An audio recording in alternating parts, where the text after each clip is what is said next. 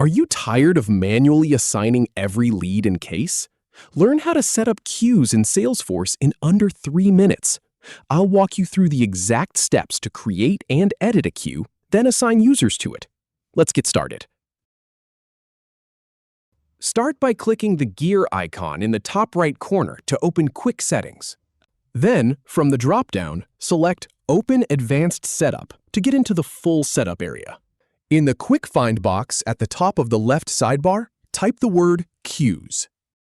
Now click on Queues under the Administration section to see the list of existing queues. Find the queue you want to modify and click on its label to open it. Once inside, click the Edit button to start making changes.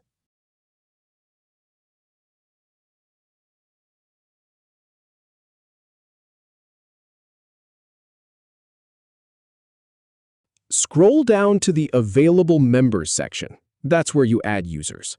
Click on the user you want to assign to this queue from the list on the left.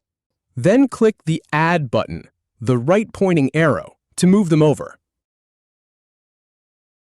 Finally, click Save at the bottom to apply your changes. And that's it. You've assigned a queue.